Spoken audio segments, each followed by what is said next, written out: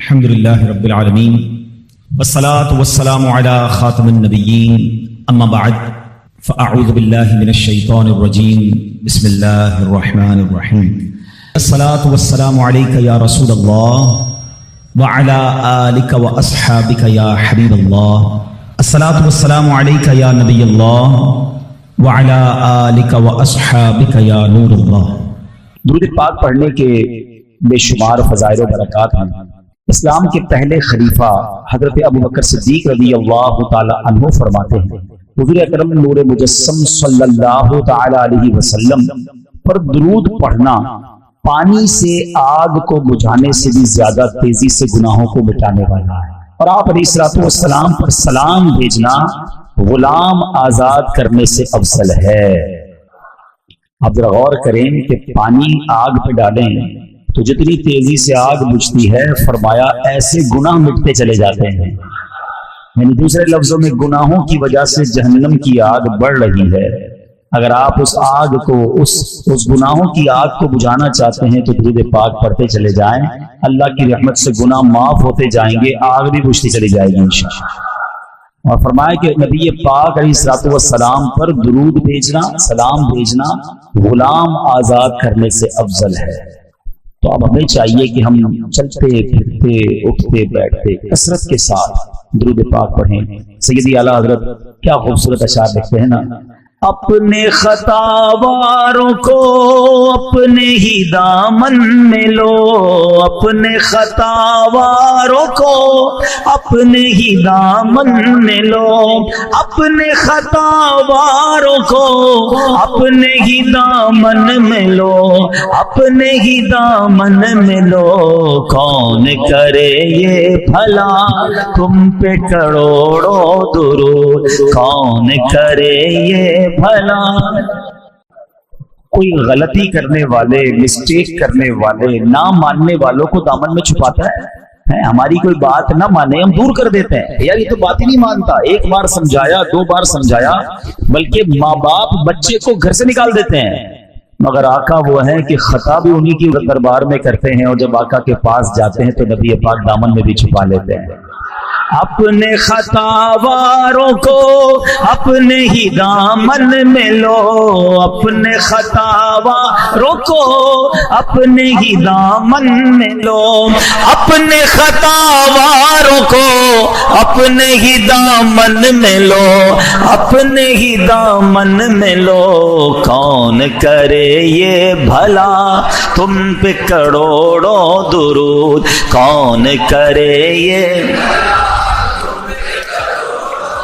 بندہ جس کا جرم کرتا ہے نا اس سے دور بھاگتا ہے، حکومت کا جرم کرے تو حکومت والوں اور پولیس والوں سے چھپتا ہے، مگر میرے آقا وہ ہے کہ بندہ جرم تو انہی کی کر رہا ہے، نافرمانی انہی کی کر رہا ہے، مگر جا کے چھپتا بھی انہی کے دامن میں ہے، اور آقا دامن میں چھپا بھی لیتے ہیں، دور نہیں کر دیتے کہ تم نے میری جرم کی ہے، میری خطا کی، میرے پاس کیوں آئے ہو۔ دنیا میں لوگ چور سے، ڈاکو جو ہوتا ہے چور ہوتا ہے، مجرم ہوتا ہے، پولیس سے چھپتا ہے، آقا کی شان یہ ہے کہ خطاوار بھی ان کے، مجرم بھی ان کے، اور جا کے چھپتے بھی انہی کے دامن میں ہیں۔ اعلیٰ حضرت کہتے ہیں کر کے تمہارے گناہ مانگے تمہاری پناہ، کر کے تمہارے گناہ مانگے تمہاری پناہ، کر کے تمہارے گناہ مانگے تمہاری پناہ، مانگے تمہاری پناہ، تم کہو دامن میں آ تم پہ کروڑوں درود، تم کہو دام۔ تو اب نیت کر لیں انشاءاللہ کثرت کے ساتھ درود پاک پڑھیں گے انشاءاللہ۔ آئیے مل کر محبت کے ساتھ با آواز بلند درود پاک پڑھ لیں۔ صلو علی الحبیب صلی اللہ تعالی علی محمد صلی اللہ علیہ وسلم۔ مسلمانوں کے پہلے خلیفہ امیر المومنین حضرت ابو بکر صدیق رضی اللہ تعالیٰ کمال کی ہستی ہیں، کمال کی شخصیت ہیں، ایسی ہستی ہیں کہ جب بھی ان کا نام لیتے ہیں تو ایمان تازہ ہو جاتا ہے۔ ایک بڑا ہی کمال کا واقعہ آپ کے ایمان لانے کے حوالے سے، بہت سارے واقعات ملتے ہیں، مختلف واقعات ملتے ہیں، آپ کے ایمان لانے کا واقعہ بڑا نرالا ہے۔ آپ نبی پاک علیہ الصلوۃ والسلام کے بڑے قریبی دوستوں میں سے ہیں. 18 سال عمر تھی آپ کی. نبی پاک علیہ الصلوۃ والسلام کی 20 سال عمر تھی جب سے دوستی ہو گئی. ابھی نبی پاک علیہ الصلوۃ والسلام نے اعلان نبوت نہیں فرمایا تھا. میرے آقا نے اعلان نبوت جب عمر مبارک 40 سال ہوئی جب فرمایا. اب کیسی دوستی تھی کہ بی بی عائشہ صدیقہ طیبہ طاہرہ رضی اللہ تعالی عنہا فرماتی ہیں کوئی دن ایسا نہیں گزرتا تھا جب نبی پاک ہمارے گھر تشریف نہ لاتے تھے. چونکہ دونوں کی طبیعت میں نفاست تھی, اللہ وحدہ لا شریک کے رب مانتے تھے. حضرت ابوبکر صدیق نے کبھی بھی کسی بت کے آگے سجدہ نہیں کیا تھا, تو آپ نبی پاک کی طبیعت کے قریب آ گئے اور دوستی بڑی مضبوط ہو گئی. اب اعلان نبوت کا سال آ گیا, وہ اس وقت آ گیا کہ جب نبی پاک نے اعلان نبوت کرنا تھا. حضرت ابوبکر صدیق رضی اللہ تعالیٰ عنہ بزنس مین بھی تھے, تاجر بھی تھے, اب تجارت کے لیے سفر کرتے تھے. تو ایک سفر کے لیے شام گئے. جب وہاں گئے تو رات ہو گئی. آپ کے ساتھ ایک غلام بھی تھا. اب ماجرا یہ ہوا کہ رات گزارنے کے لیے کوئی جگہ چاہیے تھی, تو ایک گرجا گھر تھا, عیسائیوں کی عبادت گاہ. ٹھیک ہے, اب آپ نے دیکھا کہ اور کوئی جگہ تو نہیں, تو یہی عبادت گاہ میں ہی رات گزار لیتے ہیں. تو آپ نے دروازہ کھٹکھٹایا, آپ کے غلام نے, اندر سے کوئی غلام نکلا یا کوئی کام کرنے والا نکلا, کہا کہ میرے ساتھ میرے آقا ہیں اور ہمیں رات یہاں گزارنی ہے, سرد رات ہے, اندھیری رات ہے. اس نے کہا میں بتاتا ہوں. وہ بندہ اندر گیا اور جو گرجا گھر میں بڑا پادری تھا, جس کو آپ کہیں کہ راہب تھا, اس نے اس سے پوچھا, تو اس نے بتایا کہ ہمارے گرجا گھر میں وہی رات گزار سکتا ہے جس نے کبھی کوئی گناہ نہ کیا ہو, کبھی کوئی اللہ کی نافرمانی نہ کی ہو. اس نے باہر آ کر بتایا کہ ہمارے راہب تو یہ کہتے ہیں. تو تمہارے پاس کیا ایسا طریقہ ہے کہ تم پہچان لو گے کہ بندے نے گناہ کیا نہیں کیا, خطا کی کہ نہیں؟ کہ یہ مجھے نہیں پتا. ان کا کہنا یہ اندر وہی آ سکتا ہے جس نے کوئی گناہ نہ کیا ہو. بہرحال جب واپس وہ بندہ اندر جانے لگا تو اس راہب نے کہا پہلے یہ تو پوچھو جو باہر آئے ان کا نام کیا ہے. تو حضرت ابوبکر صدیق کے خادم نے بتایا کہ میرے آقا کا نام ابو بکر ہے. اس نے جا کر اندر نام بتایا کہ واپس جاؤ پوچھو ان کے والد کا نام کیا ہے. واپس آئے کہ میرے والد کا نام ابو قحافہ ہے. اندر جا کر نام بتایا ابو قحافہ. بولا فوراً لے کر آؤ, عزت کے ساتھ لے کر آؤ. اب وہ عزت کے ساتھ اندر لے کر آیا. کہا مکہ پاک سے آئے, کہاں مکہ پاک سے آئے. مکہ وہی بستی جو پہاڑوں کے درمیان ہے, درخت کھجور کے درخت ہیں, کہا وہی بستی ہے. اب وہ راہب بہت عزت سے بات کرنے لگا. اس نے اپنی کتابیں نکالی, پرانی کتابیں, آسمانی کتابیں. کبھی وہ صفحات کو پلٹتا, حضرت ابوبکر صدیق کو دیکھتا, پھر صفحات کو پلٹتا, کبھی چہرے کو غور سے دیکھتا. حضرت ابوبکر صدیق حیران ہے یہ کیا کر رہا ہے, کبھی نام پوچھتا ہے, کبھی والد کا نام, کبھی شہر کا نام, کبھی کتاب دیکھتا ہے. پھر کہتا ہے حضور اپنا ہاتھ آگے لائیے. اس راہب نے آپ کے ہاتھ پر بوسہ دے دیا. آپ کہنے لگے تمہیں کیا ہو گیا, تم کیوں ایسا کر رہے ہو, کبھی کیا کہتے ہو, کبھی کیا کہتے ہو, اگر رکنے دینا ہے تو رکنے دو, جانے دو ان کو, اتنی ساری باتیں. تو راہب کہتا ہے کہ آپ کو نہیں پتا آپ کے ساتھ کیا ہونے والا ہے. کچھ دنوں میں اللہ کے آخری نبی اعلان نبوت فرمائیں گے اور آپ ان پر ایمان بھی لائیں گے, آپ ان کے خلیفہ بھی بنیں گے. اور جب وہ دنیا سے پردہ فرما جائیں گے آپ امیر المومنین بھی بنیں گے. جب آپ کو اللہ پاک اتنی عزتیں دے تو مجھے دعاؤں میں مت بھولنا. حضرت ابوبکر صدیق حیران ہو گئی کہ کیسی باتیں کر رہا ہے, کیونکہ آپ کے لیے ساری باتیں نہیں تھی. بہرحال رات گزری, حضرت ابوبکر صدیق کے ذہن میں یہ باتیں تو گھوم رہی تھی. اس کے بعد کچھ ہی دنوں کے بعد آپ واپس مکہ پاک گئے تو ابو جہل سے ملاقات ہو گئی. ابو جہل یاد رہے سخت نبی پاک کا دشمن تو تھا. ابو جہل سے جب ملاقات ہوئی تو ابو جہل کہتا ہے اے ابو بکر تمہیں پتا ہے تم جس کے بڑے پکے دوست ہو, وہ بڑی عجیب عجیب باتیں کرنے لگ گیا ہے. کیا باتیں کر رہے ہیں؟ وہ ان کے دوست تھے نبی پاک کے. کہ وہ کہتے ہیں میں اللہ کا آخری نبی ہوں, اللہ وحدہ لا شریک کی باتیں کرتے ہیں, بتوں کے خلاف بات کرتے ہیں. حضرت ابوبکر صدیق حیران ہو گئے, تلاش کرتے کرتے نبی پاک کے پاس پہنچے. جیسے پیارے آقا کے پاس پہنچے نبی پاک مسکرا رہے تھے. کہا اے ابو بکر اللہ کا آخری نبی تمہیں ایمان کی دعوت دیتا ہے, ایمان لانے میں تم سب سے پہل کر لو, سبقت لے جاؤ. حضرت ابوبکر کہتے ہیں حضور آپ پر مجھے یقین تو ہے, بہت سالوں سے آپ کو جانتا ہوں, آپ صادق ہیں, آپ امین ہیں, آپ سچی باتیں کرتے ہیں, مگر جب بھی کوئی نبی آتا ہے وہ کوئی نشانی لاتا ہے, آپ بھی مجھے کوئی نشانی دکھا دیں تو مجھے اطمینان ہو جائے گا. نبی پاک علیہ الصلوۃ والسلام فرماتے ابو بکر کیا راہب کی باتیں یاد نہیں ہیں؟ اور تمہیں کتنی نشانیاں چاہیے, کیا وہ رات تمہیں یاد نہیں جو تمہارے ساتھ گزری تھی؟ اللہ اکبر. صدیق اکبر کہتے ہیں جو نبی ہزاروں میل دور ہونے والی ہماری باتوں کو جانتا ہے, ہم نے کیا آپس میں باتیں کی وہ بھی جانتا ہے, اب اور کسی نشانی کی کیا ضرورت ہے؟ کلمہ پڑھا لا الہ الا اللہ محمد الرسول اللہ, اور صدیق اکبر اسلام میں داخل ہو گئے. سب سے پہلے ایمان لانے والے, کون ہیں؟ مردوں میں سب سے پہلے ایمان لانے والے حضرت ابو بکر صدیق رضی اللہ عنہ.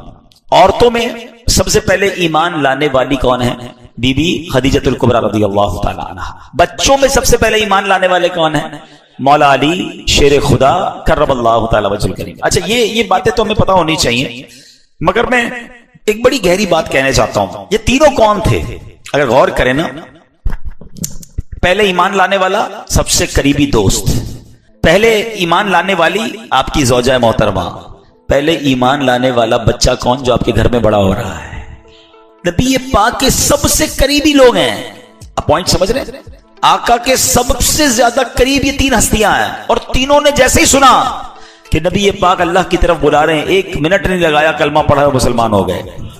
اس سے پتہ کیا چلا کہ پیارے آقا علیہ الصلوۃ والسلام کی جو جتنا قریب ہوتا گیا وہ اتنا دیوانہ ہوتا گیا، وہ اتنا محبت کرنے والا ہوتا گیا. اب مجھے اور آپ کو ایک بات سمجھنی ہے کہ جب کوئی ہمارے قریب ہوتا ہے، دور سے تو مجھے بڑے اچھے لگتے ہیں، ارے ماشاءاللہ بڑے نیک انسان ہیں، بڑا مسکراتے ہیں، بڑی پیاری باتیں. قریب آنے کے بعد اب ہمارے بارے میں ان کا خیال کیا بنتا ہے، یہ سوچنا ہے، یہ سمجھنا ہے. بعض اوقات ہم باہر جاتے تو باہر کے لوگ کہتے ہیں دعا کیجئے گا، حضرت ذرا دم کر دیں. کبھی گھر والوں نے کہا دعا کر دیں؟ گھر والوں نے کہا دم کر دیں؟ سوچئے نا، گھر میں ہماری ویلیو کیا ہے؟ باہر تو بن جاتی ہے ویلیو، کیونکہ باہر والے تھوڑی دیر کے لیے ملتے ہیں. مزہ یہ ہے کہ ہماری خلوتیں، ہم اکیلے میں بھی اتنے نیک ہوں جتنے باہر نظر آتے ہیں، بلکہ اس سے زیادہ نیک ہوں. لیکن حال برا ہے، بظاہر تو لوگوں کے سامنے ہم نیک پرہیزگار، مگر تنہائی میں حال کیا ہوتا ہے؟ تو اے میرے پیارے اسلامی بھائیوں، نبی پاک کا یہ وصف بتا رہا ہے کہ ہمارے بڑے ایسے ہوتے تھے، بزرگ ایسے ہوتے تھے، اور آج بھی ہیں. اللہ والے ایسے ہی ہوتے ہیں کہ ان سے جتنا قریب جاؤ بندہ اتنی محبت میں گرفتار ہو جاتا ہے، اتنی عقیدت میں اضافہ ہو جاتا ہے، ان کی اور عبادتیں پتہ چلتی ہیں. ہمارے قریب آتے ہیں بندے کو ہمارے کرتوت پتہ چلتے ہیں. تو یہ غور کرنے والی بات ہے. اللہ کرے کہ ہماری خلوتیں اور ہماری جلوتیں سب پاکیزہ ہو جائیں. اب ہم چلتے ہیں کہ ہم یہ سمجھیں کہ ظاہر، ہمارا جو ظاہر ہوتا ہے نا، اس پر ہم بڑی توجہ دیتے ہیں. روز منہ دھوئیں گے، دانت صاف کریں گے، کپڑے پہنیں گے، خوشبو لگائیں گے، کپڑے پہ داغ لگ جائے تو کسی محفل میں نہیں جائیں گے، دعوت میں نہیں جائیں گے، یار لوگ دیکھیں گے. ذرا غور طلب بات سمجھیے گا. ظاہر کو کون دیکھتا ہے؟ لوگ دیکھتے ہیں. جس کو لوگ دیکھتے ہیں میں اس کی صفائی کی بڑی کوشش کرتا ہوں. آپ کو پتہ ہے رب کی نگاہ رحمت کہاں ہوتی ہے؟ دل پر. دل کی صفائی کا کوئی خیال نہیں ہے. اللہ دل دیکھ رہا ہے. دل چاہے کتنا ہی گندا، کتنا ہی میلا، کتنا ہی بدبودار ہے، اس کی کوئی ٹینشن نہیں، ظاہر صاف کرنا ہے. آپ دیکھیں نبی پاک کی دعاؤں میں بھی ایک میسج ہوتا ہے. ہاں، وہ میسج کیا ہے؟ ہم آئینہ دیکھنے کی دعا یاد ہے کسی کو؟ اللہم حسنت خلقی، اللہ تو نے میرا چہرہ اچھا بنا دیا، تیری مہربانی. فحسن خلوقی، اللہ اخلاق بھی اچھا کر دے. مزہ اس میں، چہرہ اچھا ہونا واقعی نعمت ہے، مگر اس سے بڑی نعمت یہ کہ بندے کا دل بھی اچھا ہو جائے، بندہ اللہ کی بارگاہ میں بھی مقبول ہو جائے. تو ہمیں یہ سوچنا ہے کہ ہم باطن کی صفائی، اندر ہمارا صاف ہو، دل اجیالا ہو، گناہوں بھرا نہ ہو، اس کی فکر کرنی چاہیے. احادیث میں مضمون ملتا ہے کہ اللہ کریم تمہارے مالوں اور تمہارے چہروں پر نظر نہیں فرماتا، اللہ تمہارے دلوں پر نظر فرماتا. قلوبکم، اللہ تمہارے دلوں پر نظر فرماتا.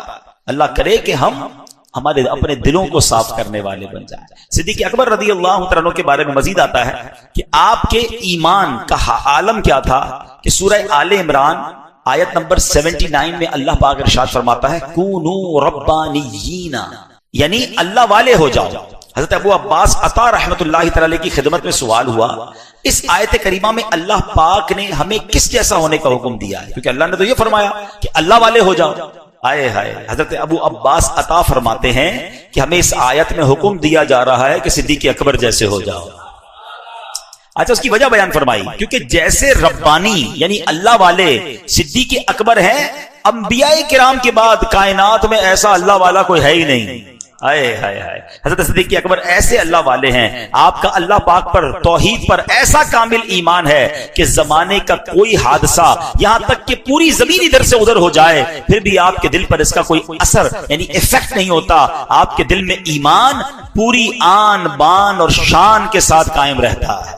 اے میرے پیارے اسلامی بھائیوں، سرکار دو عالم صلی اللہ تعالی علیہ وسلم نے حضرت صدیق اکبر رضی اللہ تعالیٰ عنہ کے ایمان کے بارے میں کیا خوبصورت خود ارشاد فرمایا۔ دیکھیں میں اور آپ تو تمنا کرتے ہیں نا کہ ہمارا ایمان مضبوط ہو جائے، مگر نبی پاک علیہ الصلوۃ والسلام کیا خود ارشاد فرماتے ہیں، آقا فرماتے ہیں کہ اگر ابو بکر کا ایمان تمام اہل زمین کے ایمان کے ساتھ تولا جائے تو ابو بکر کا ایمان وزنی ہوگا۔ ہائے ہائے ہائے۔ اچھا پھر نبی پاک علیہ السلام نے اس کو یہ ایسے ہی نہیں کہا۔ دیکھیں ایک بات ہوتی ہے مشاہدے کی، ایک بات ہوتی ہے تجربے کی۔ ایک بندہ کہے شہد بہت میٹھا ہے کیونکہ اس نے کتابوں میں پڑھا ہے، یہ تو پڑھ کے بتا رہا ہے، اور ایک ہے جو چکھ کے بتا رہا ہے کہ میں نے کھایا ہے شہد بہت میٹھا ہے۔ جو تجربہ کر کے بتاتا ہے نا اس کی بات میں بڑا کانفیڈنس ہوتا ہے۔ خیر نبی پاک تو جو فرمایا حق ہے، مگر اس بات کو پیارے آقا نے تجربے سے بھی دیکھا ہے۔ نبی پاک کی ایک اور حدیث ہے، آقا علیہ السلام فرماتے ہیں میں نے دیکھا کہ میں جنت میں داخل ہوا تو ایک ترازو لایا گیا، میری پوری امت کو ایک پلڑے میں رکھا گیا اور مجھے دوسرے پلڑے میں رکھا گیا، تو آقا نے فرمایا میرا وزن میری پوری امت سے زیادہ تھا۔ پھر فرماتے ہیں ایک پلڑے میں میری پوری امت کو رکھا گیا، دوسرے میں صدیق اکبر کو بٹھایا گیا تو صدیق اکبر کا وزن پوری امت سے زیادہ تھا۔ ہائے ہائے ہائے، ایسے ہیں صدیق اکبر، ایسے پیار نہیں کرتے ان سے ہم۔ اللہ پاک سیدنا صدیق اکبر کے ایمان کا صدقہ ہمیں نصیب فرما۔ ایمان کیسا مضبوط تھا، نبی پاک کی زبان سے نکلا بس وہ حق ہے۔ واقعہ آپ نے سنا ہوگا نا کہ صدیق اکبر رضی اللہ تعالیٰ عنہ جو ہیں یہ شب معراج 27ویں رجب نبی پاک معراج کر کے واپس تشریف لائے۔ جب آقا واپس تشریف لائے تو نبی پاک نے مکے والوں کو جمع کیا اور بتایا کہ میں رات کے تھوڑے حصے میں مسجد اقصی بھی ہو کر آیا، آسمان کی سیر بھی کرایا۔ تو باقی جو ایمان والے تھے وہ تو بڑے خوش ہوئے، ابو جہل وہ بھی سننے لگا۔ اب اس کو موقع مل گیا کہ یہ تو ایسی بات ہے کسی کو سمجھ نہیں آئے گی۔ اب آپ کہیں کیوں سمجھ نہیں آئے گی؟ اب میں آپ کو سمجھاتا ہوں کہ اگر میں کہوں آپ کو میں عشاء کی نماز عبداللہ گوٹ کی اس مسجد میں پڑھوں اور فجر میں آ کے آپ کو بتاؤں کہ رات میں عشاء پڑھ کے جو نا امریکہ گیا تھا اور فجر میں واپس آ گیا ہوں، تو اب یہ کہیں گے عبدالحبیب بھائی کی لگتا ہے طبیعت ٹھیک نہیں ہے، یا تو یہ خواب میں گئے تھے۔ ٹھیک ہے، دو میں سے ایک بات ہو سکتی ہے، اتنی دیر میں تو بندہ وہاں سے ہو کر آ نہیں سکتا، کیونکہ نبی پاک رات بھی ان کے ساتھ تھے اور بیت المقدس اور مکہ پاک کا راستہ 1 مہینے کا تھا۔ اب تو جہاز آ گئے نا، پہلے اونٹوں پر گھوڑوں پر سفر ہوتا تھا، 1 مہینہ جانے کا راستہ، 1 مہینہ واپسی کا راستہ۔ ابو جہل نے کہا اے محمد صلی اللہ علیہ وسلم جو آپ ابھی کہہ رہے ہیں میں اور لوگ جمع کر دوں آپ کہہ دیں گے؟ نبی پاک نے فرمایا بالکل بتاؤں گا، بالکل کہہ دوں گا۔ ابو جہل نے کیا کیا؟ اور لوگوں کو جمع کیا، کہا دیکھو جس کو تم اللہ کا نبی مانتے ہو، جو اللہ کا نبی ہونے کا دعویٰ کرتا ہے، وہ کیا باتیں کر رہے ہیں۔ نبی پاک نے فرمایا کہ میں رات تھوڑے حصے میں بیت المقدس ہو کر آ گیا۔ لوگ ہنسنے لگے، معاذ اللہ مذاق اڑانے لگے۔ اب ابو جہل کو یاد آیا کہ یہ تو موقع ہے ابو بکر کو اپنے ایمان سے ہلانے کا ہے۔ سیدنا ابو بکر رضی اللہ عنہ جب سے ایمان لائے تھے نا، مسلمانوں کو تو بڑی تقویت مل گئی تھی، طاقت مل گئی تھی۔ یہ کفار بڑے پریشان تھے کیونکہ آپ بڑے تاجر تھے، بڑا نام تھا، آپ کا روب تھا۔ تو یہ پہنچ گئے ابو جہل پیارے آقا علیہ السلام کے سب سے قریبی ساتھی حضرت ابو بکر صدیق کے گھر پہ چلا گیا ابو جہل اور دروازہ کھٹکھٹایا۔ سیدنا ابو بکر صدیق باہر آئے، کہا اے ابو بکر جس نبی سے محبت کرتے ہو تمہارے دوست پتہ ہے کیا کہتے ہیں؟ کہا کیا کہتے ہیں؟ کہا وہ کہتے ہیں کہ رات کے تھوڑے حصے میں بیت المقدس سے ہو کر آ گیا ہوں۔ تو حضرت ابو بکر صدیق فرماتے ہیں کیا واقعی میرے آقا ایسا کہتے ہیں؟ اچھا جب ہو سکتا ہے یہ صدیق اکبر نے سوال کیا ہو تو ابو جہل اور اس کے دوستوں نے سمجھاؤ کہ لگتا ہے کچھ کنفیوژن آ رہی ہے۔ کہا ہاں بالکل ایسا ہی کہتے ہیں۔ آئے ہائے، صدیق اکبر نے کچھ اور نہ کہا اگر میرے آقا کہتے ہیں تو سچ کہتے ہیں، میرے آقا کہتے ہیں تو سچ کہتے ہیں۔ کہا یہ تم کیسے مان سکتے ہو؟ کیا شاندار جواب دیا صدیق اکبر نے۔ آپ فرماتے میں تو اس سے بڑی خبروں کو مانتا ہوں۔ وہ بتاتے ہیں میرے پاس جبرائیل آتے ہیں، آسمان سے فرشتہ آتا ہے، وہ اللہ کی وحی لے کر آتا ہے، میں تو دیکھتا نہیں، میں وہ بھی مانتا ہوں۔ ارے وہ فرماتے جنت ہے، دوزخ ہے، قیامت آنے والی ہے، اللہ ایک ہے، وحدہ لا شریک ہے، میں نے رب کو نہیں دیکھا۔ میرے آقا فرماتے میں نے رب کو مانا۔ وہ کہتے ہیں جبرائیل آتے ہیں، میں نے جبرائیل کو مانا۔ وہ کہتے ہیں قرآن اترتا ہے، میں نے قرآن کو مانا۔ ارے جب آسمانی باتیں مانتا ہوں تو یہ تو ویسی زمینی بات ہے، میرے آقا نے فرمایا تو حق فرمایا۔ اچھا صدیق اکبر رضی اللہ تعالیٰ نے جو کیا نا، وہ پنجابی لوگ بڑی اچھی بات کہتے ہیں، وہ کہتے ہیں اسی منن والے سوچن والے نہیں ہیں۔ ہاں لبیک کہا نا انہوں نے، آقا نے فرمایا کہ حضور آپ نے کہا تو حق کہا، نبی پاک سے پوچھنے بھی نہیں گئے۔ اب یہ اتنا شاندار میسج ہے تمام لوگوں کے لیے جو آج شریعت کے معاملات میں کوشچن کرتے ہیں، سوالات کرتے ہیں، ایسا کیوں حضرت، یہ کیوں ہوا، یہ حکم کیوں نازل ہوا، اس کے پیچھے کوئی لاجک بتائیے، اس کے پیچھے حکمت کیا ہے؟ بھائی ہم بندے ہیں، ہمارا کام سوال کرنا نہیں ہے، بندے کا کام ماننا ہوتا ہے۔ ہم نے اللہ کو نہیں دیکھا تو رب کو مان لیا ہے، جبریل قرآن لے کر آئے، ہم تو قرآن کو مانتے ہیں، اللہ کی کتاب ہے۔ اب جب حدیث پہنچی نبی پاک نے فرمایا تو خواہ خواہی کے سوال کیسے؟ تو ہمارا کام دینی احکام میں سوال کرنا نہیں ہے، ہمارا کام ان احکام کو ماننا ہے۔ اچھا اب دو بات چلی پڑی ہے، چلیں ایمان والوں کے ایمان میں اور اضافہ کر دوں، عاشقان رسول کے دلوں میں اور خوشی داخل کر دوں، اور کچھ لوگ جو خامہ خائی کی کنفیوژن پھیلاتے ہیں اس کا بھی علاج کر دیتے ہیں۔ پہلی بات، 27 رجب گزری، صبح آ گئی، نبی پاک نے جب معراج کا واقعہ سنایا تو ایمان والوں کو کیا ہوا؟ کیا ہوا؟ خوشی ہوئی نا؟ کیا ہوا بتاؤ نا بھائی؟ اور بے ایمانوں کا کیا ہوا؟ تکلیف ہوئی، پریشانی ہوئی۔ یہ آج تک ہو رہی ہے، سمجھ گئے؟ ہاں، آج بھی شب معراج آتی ہے تو کچھ عاشقان رسول جھوم جھوم کر کہتے ہیں شاہ دولہ بنا آج کی رات۔ ایمان والوں کو آج بھی خوشی ہو رہی ہے، جن کے دلوں میں پرابلم ہے ان کو آج بھی پرابلم ہو رہی ہے۔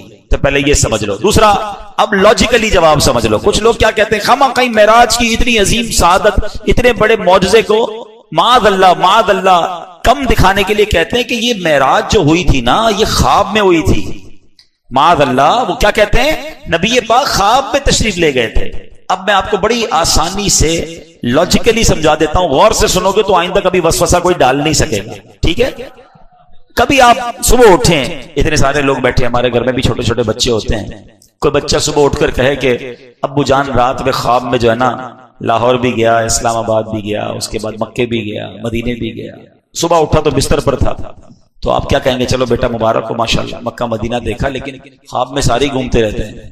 خواب میں کوئی بھی کہیں چلا جائے، کوئی پابندی تو نہیں ہے نا، اور کوئی بڑا کمال بھی نہیں ہے۔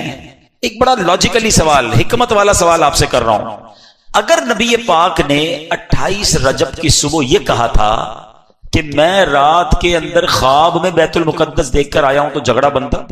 بتاؤ نا، نہیں نا۔ اگر آقا یہ فرماتے کہ میں خواب میں بیت المقدس گیا تو کسی کو کیا اعتراض ہوتا؟ یہ ابو جہل اور اس کی کمپنی کا اعتراض ہی بتا رہا ہے کہ نبی پاک نے دعویٰ یہی کیا تھا کہ میں جسمانی طور پر بیت المقدس گیا تھا۔ سمجھ آ گئی بات؟ جو ان کا جھگڑا بننا ہے نا، کہتے ہیں نا ہر کام میں اللہ کی حکمت ہوتی ہے، وہ اعتراض جو کر رہے ہیں نا، کتابوں میں لکھا کہ یہ اعتراض کر رہے ہیں، مذاق اڑا رہے ہیں، صدیق اکبر کے گھر جا رہے ہیں، یہ سب چیزیں بتا رہی ہیں کہ میرے آقا نے اس دن جو اعلان کیا تھا نا، وہ اعلان یہی تھا کہ میں جسمانی طور پر بیت المقدس گیا تھا۔ ایمان والوں نے اس وقت بھی مانا تھا، ایمان والے آج بھی مان رہے ہیں، اور انشاءاللہ قیامت تک مانتے رہیں گے۔ رہے گا یوں ہی ان کا چرچا، رہے گا یوں ہی ان کا چرچا، رہے گا پڑے خاک ہو جائیں جل جانے والے، پڑے خاک ہو جائیں۔ تو انشاءاللہ صدیق اکبر کی ادا کو ادا کریں گے اور ہر معراج کی صبح خوشیاں منائیں گے انشاءاللہ۔ تو کیا کمال کی ہستی ہیں صدیق اکبر رضی اللہ تعالیٰ کو، تو ایمان تھا نا، کیا ایمان، کیا مضبوطی، نبی پاک کے فرمان پر یقین، سبحان اللہ۔ کئی واقعات ہیں ایسا ایمان مضبوط تھا کہ حضرت غزوہ تبوک کا موقع ہے، حضرت عمر فاروق رضی اللہ تعالیٰ عنہ کہتے ہیں ہر بار صدیق اکبر نیکیوں میں آگے بڑھ جاتے ہیں، اس بار میرے پاس تھوڑے پیسے زیادہ ہیں، اس بار میں نے نیکیوں میں آگے بڑھنا۔ تو کیسے آگے بڑھنا ہے؟ انہوں نے کیا کیا، مسلمانوں کو مال کی ضرورت تھی تو آدھا مال لیا اور نبی پاک صلی اللہ علیہ وسلم کے قدموں میں پہنچ گئے، آقا کی خدمت میں پیش کر دیا۔ نبی پاک نے فرمایا اے عمر کتنا لائے ہو؟ کہتے ہیں حضور والا جتنا گھر میں تھا آدھا لے آیا ہوں۔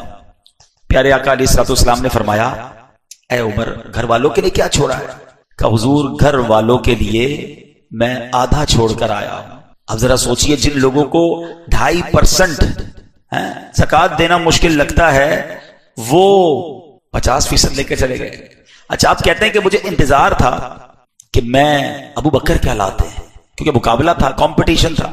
اچھا اب جیسے ہی ابو بکر رضی اللہ تعالیٰ عنہ آئے تو نبی پاک نے پوچھا اے ابو بکر کیا لائے ہو؟ کہتے حضور گھر میں جو کچھ تھا سب لے آیا ہوں. فرمایا صدیق اکبر گھر والوں کے لیے کیا چھوڑا ہے؟ کہ حضور گھر والوں کے لیے اللہ اور اس کا رسول کافی ہے. ایمان تھا تو کیسا تھا؟